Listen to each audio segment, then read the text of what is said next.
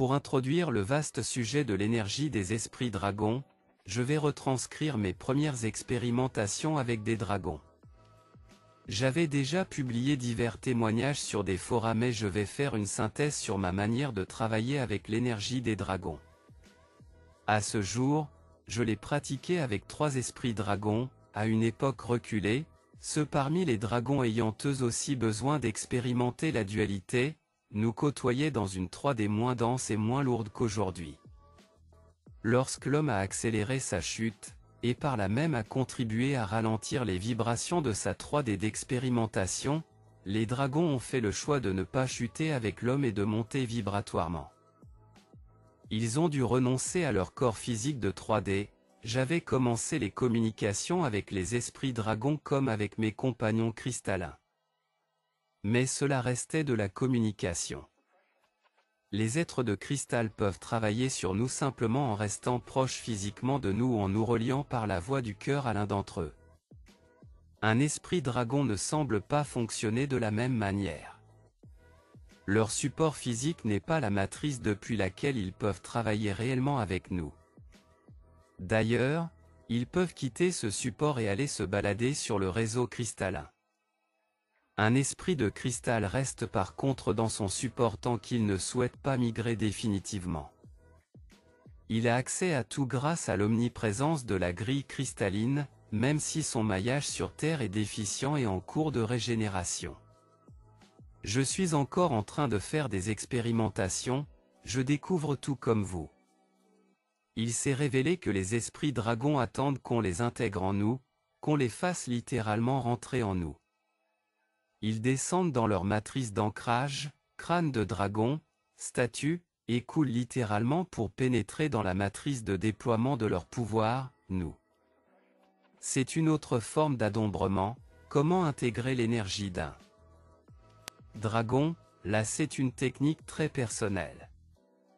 Je donne souvent au préalable une douche au crâne ou à la statue de dragon. Ce n'est pas obligatoire. Cela me met simplement dans un état d'esprit. En effet, les dragons ont la nostalgie de leur corps de 3D, ils en prenaient soin, ils se baignaient beaucoup dans les rivières, cette douche est un pâle rappel de ce temps, après avoir fait des exercices pour calmer l'agitation du mental, je tiens le crâne ou la statue dans ma main droite. Je ferme les yeux, je m'imagine en train de caresser la tête du dragon, j'en fais une représentation mentale. Souvent je caresse simultanément le crâne, je m'imagine devenir un dragon. Que lui et moi ne faisons qu'un. J'inspire et j'expire de manière très expressive comme un dragon qui crache du feu. Je balance ma tête de droite à gauche, je remue doucement la tête comme j'imagine qu'un dragon ferait. Je me figure avoir des ailes de dragon se déployant dans mon dos, prendre ensuite mon envol, habituellement, des picotements gagnent alors mes mains, celle qui tient le crâne et ensuite cela se déclenche aussi dans ma main libre. Mais dans celle qui tient le crâne, je sens une forte énergie vibration gagner mon bras et se répandre en moi petit à petit, je sais que le déploiement est complet quand je sens l'énergie sur mon visage, c'est très caractéristique. Souvent mes muscles se contractent, j'ai l'impression d'avoir une force énorme en moi. Je ressens comme une armure d'écailles sur moi, pour avoir fait une intégration en présence d'autres personnes, l'une d'entre elles m'avait dit que mon regard avait changé pendant le processus. Je tiens habituellement le crâne de dragon dans la main droite. Son énergie se déverse en moi, se répand dans tout mon corps, et descend dans les jambes pour se connecter et rejoindre la terre. Lors d'une visite à la cathédrale de Chartres, j'ai remarqué cette sculpture d'une femme. Remarquez le dragon qu'elle tient dans sa main droite, grimpant le long de son bras. Pourquoi intégrer l'énergie d'un dragon, empiriquement, Chacun des 3 esprits dragons m'a apporté quelque chose de différent. Le dragon avec lequel je suis apparié fait remonter mes peurs, d'anciennes culpabilités profondément enfouies. Ce n'est jamais une expérience agréable, mais je me sens tellement libéré ensuite après les avoir fait ressurgir et réintégrer en les acceptant. Un autre me permet de réparer des liens énergétiques brisés. Mais je ne pense pas qu'ils soient chacun monofonctionnels. Je ne fais que débuter.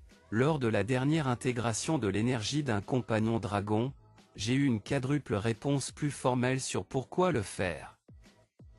Rééquilibrer l'élément FEU en nous, nous ancrer davantage à la Terre. J'insiste maintenant sur les 2 autres principales raisons de le faire.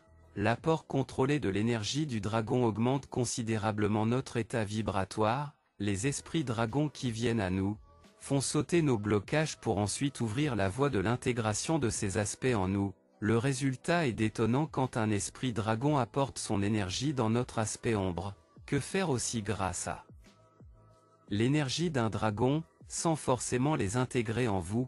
On peut simplement communiquer avec eux, pour les écouter, pour les laisser nous révéler une partie de nos vies antérieures, pour nous raconter la véritable histoire, etc. Les dragons sont nos guides, ils sont nos enseignants. Se rapprocher de nous est l'une de leurs missions actuelles. Profitons de cette aide. Pour conclure, j'invite à les prendre avec soi dans la nature pour les laisser nous conduire vers des êtres de la nature, EDLN. Ils seront les meilleurs guides possibles.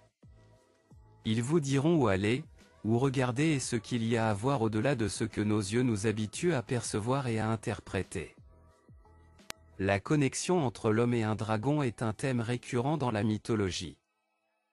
Elle représente souvent une relation complexe et mystérieuse entre 2 êtres très différents. Voici quelques aspects de cette connexion. Symbolisme et représentation. Les dragons sont souvent considérés comme des créatures puissantes et mystiques, représentant la force, la sagesse ou même la divinité dans de nombreuses cultures. Par conséquent, la connexion entre l'homme et un dragon peut symboliser une union entre l'humanité et des forces supérieures, amitié et partenariat.